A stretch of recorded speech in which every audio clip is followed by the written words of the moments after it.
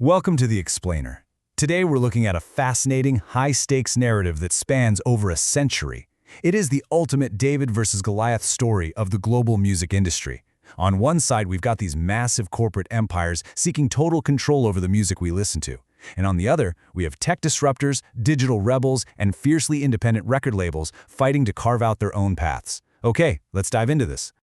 Wrap your head around this number for a second. 75%. That is the stark reality of the global music market today. Just four massive corporate entities, Sony, BMG, Vivendi, Universal, EMI, and Warner, control over 75% of the world's recorded music output. That means 3/4 of the music you hear, buy, and stream originates from this incredibly concentrated, tight-knit center of corporate power. So, you gotta wonder, how exactly did a deeply personal, fiercely creative art form essentially turn into a corporate monopoly?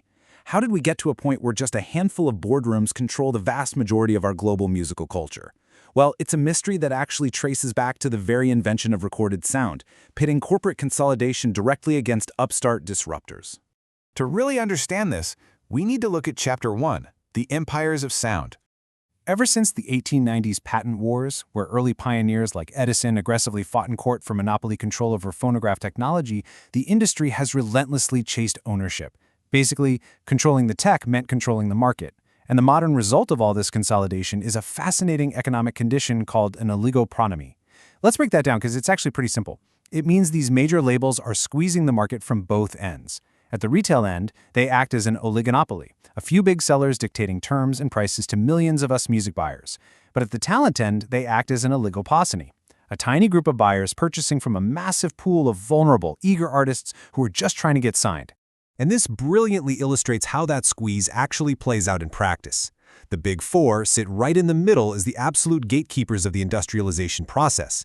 They take in content from an endless supply of artists at an incredibly low cost, filter it through their massive distribution networks, and then sell it to the masses at inflated prices. It's a highly efficient system, perfectly designed to maximize profit by tightly controlling what music is conceived, produced, and transmitted to the public. Now, they didn't just wake up with this gatekeeper status overnight. Between 1980 and 2005, the industry went on an absolute shopping spree. We went from a relatively diverse ecosystem, sometimes called the Big Six, down to the Big Four. Through aggressive horizontal integration, like Vivendi buying Universal or Sony merging with BMG, and vertical integration, where they essentially own the recording studios, the distribution, and the publishing, these conglomerates amassed unprecedented global power. They basically bought up the entire ecosystem. But you see, owning the companies wasn't enough. They needed to own the very concepts of the songs themselves. This brings us to Chapter 2, Locking Down Creative Culture. As these empires grew, their weapon of choice shifted from patents to copyright law. Traditionally, human culture has always grown by building on what came before. Creativity is all about taking the world around you to rip, mix, and burn into something new. A perfect example, Walt Disney. Disney's iconic Steamboat Willie was actually a direct parody of Buster Keaton's film Steamboat Bill Jr., which itself was inspired by an older folk song. Culture naturally thrives when works eventually enter the public domain, allowing new artists to remix and reimagine them. Now, what's really interesting about this is seeing how that natural creative cycle has been legally halted. The original Statute of Anne in 1710 granted copyright for just 14 years. But jump to the modern era. Driven by intense lobbying from the copyright industries, we see this massive, continuous creep. By 1976, it became the life of the author plus 50 years. Then, in 1998, the Sonny Bono Copyright Term Extension Act pushed it to life plus 70 years, or a whopping 95 years for corporate works. The public domain is basically being starved, locking down culture under corporate ownership for over a century at a time. Which sets the stage perfectly for Chapter 3, Cyber Wars, the Digital Rebellion. Right when the major labels thought they had perfectly locked down the physical distribution and legal ownership of music, a massive disruptor arrived: consumer digital audio and the internet, and the industry panicked. Suddenly, digital formats like the MP3 and devices like the Rio PMP300, which was the world's first portable MP3 player released in 1998, threatened to take distribution out of corporate hands and put it directly into our hands. Rather than embracing this amazing new technology, the recording industry rushed to Congress. They heavily lobbied for the 1998 Digital Millennium Copyright Act, or DMCA, attempting to legally squash consumer digital recording technologies and maintain their tight grip. The legal battles that followed were absolutely fierce, targeting two very different digital rebels. On one side, you had mymp3.com. This was a service that simply allowed users to space-shift CDs they had legally purchased so they could listen to them anywhere online.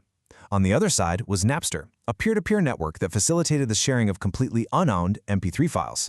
Now, these were vastly different models, one enhancing the value of purchased music, the other bypassing purchasing altogether. But to the empires of sound, they were both massive threats. The industry crushed them both with $100 million lawsuits rather than adapting to the innovations they represented. But this desire for absolute control wasn't limited to the United States. Let's look at Chapter 4, Global Rules, Local Realities. Through the World Trade Organization and agreements like TRIPS, industrialized nations often force developing countries to adopt incredibly strict intellectual property laws, completely regardless of their local economic conditions. Let's put this into perspective with some real numbers comparing the US and Brazil.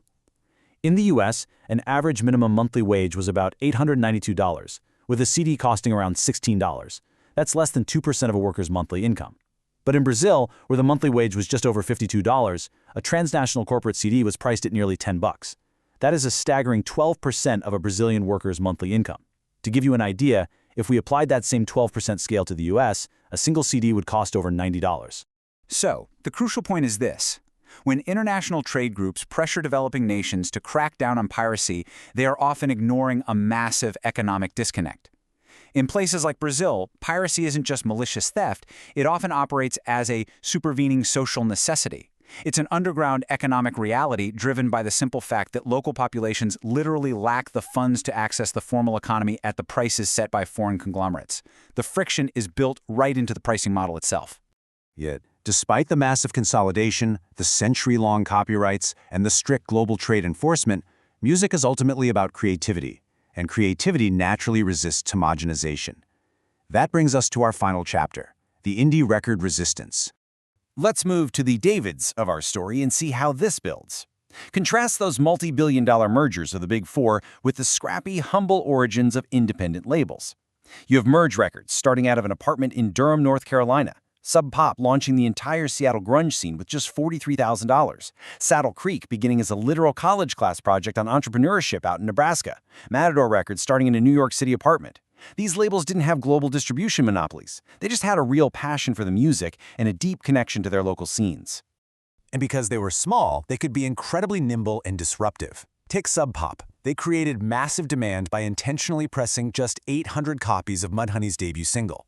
Or Merge Records, who built an artist-friendly ecosystem so strong that their band, Arcade Fire, went all the way to a Billboard #1 and won the Grammy for Album of the Year. And while the major labels were busy suing digital innovators, indie label Team Love took a completely different approach. They actively offered free MP3 downloads directly to their fans, embracing the internet as a tool for deep connection rather than treating it like a threat to their business model. So, what does this all mean? As technology continues to evolve at breakneck speed, does the future of music belong to the massive corporate empires constantly lobbying to lock down culture and control the gatekeeping?